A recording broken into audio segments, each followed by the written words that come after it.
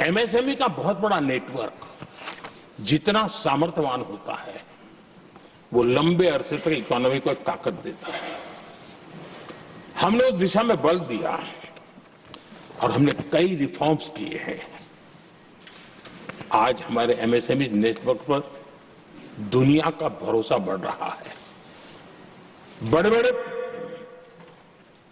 हो सकता है हम हवाई जहाज नहीं बना देंगे, लेकिन कई हवाई जहाज है जिसमें कई पुर्जे मेरे देश के छोटे छोटे एमएसएमई बना रहे हैं। आदरणीय सभापति जी, देश में हुए इन प्रयासों का नतीजा सबके सामने है। बड़े बड़े देश भारत के साथ व्यापारिक संबंध बनाने के लिए बहुत ही आतुर है। यूरोपीय संघ का ट्रेड डील हो, अमेरिका के साथ अभी हुआ जो ट्रेड डील हो, और कल हमारे पीयूष जी ने सदन में विस्तृत जानकारी भी दी है, और पूरा विश्व खुल करके इस ट्रेड डील का तारीफ कर रहा है। और उसमें जब यूरोपियन यूनियन के साथ ट्रेड डील हुआ तो विश्व को एक भरोसा हुआ कि अब वैश्विक स्तर पर स्थिरता की संभावना बढ़ेगी। अमेरिका के साथ ट्रेड डील होने के बाद विश्व को और भरोसा हो गया कि जो स्थिरता के एहसास हो रहा था अब गति का भी एहसास होने लगा है। अब विश्व के लिए शुभ संकेत। आदरणीय सभापति जी, इसका सबसे बड़ा लाभ हमारे देश के नौजवानों को होगा। और जब मैं नौजवान कहता हूं तो उसमें मध्यम वर्ग का भी नौजवान होता है, शहर का नौजवान भी होता है, गांव का नौजवान भी होता है, बेटा भी होती है, बेटी भी होती है। और इसलिए उसे टुकड़ों में न देखा जाए। मेरे देश के युवा के सामर्थ्य का हमें गौरव करना चाहिए, और उनके लिए पूरा विश्व बाजार अब खुल चुका है। अब उनके लिए अवसर ही अवसर है।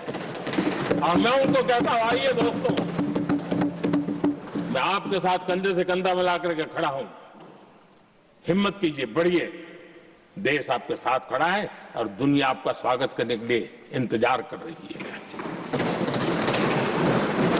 आदरणीय सभापति जी, जिस प्रकार से दुनिया में हमारे युवा प्रोफेशनल्स की मांग बढ़ रही है, इवन केयर गिवर्स की मांग बढ़ रही है, हर कोई मिलता है हमें इस प्रकार के लोग चाहिए। कुछ लोग तो अपना स्पेशल ऑफिस यहां बना रहे हैं रिक्रूट करने के लिए, योग्य टैलेंट की खोज के लिए।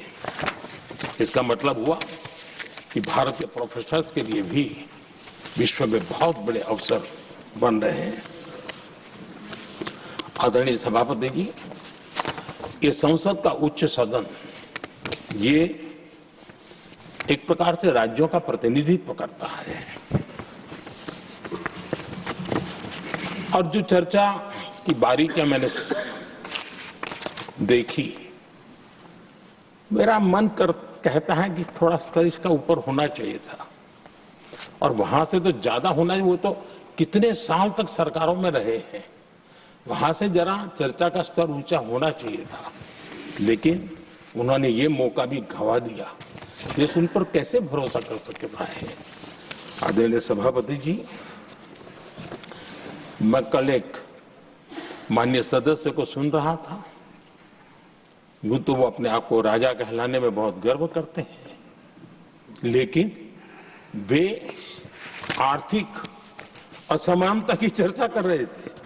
बताइए, जो खुद को राजा माने और वो आर्थिक असमानता की बात करे, तो आपको लगता है कि क्या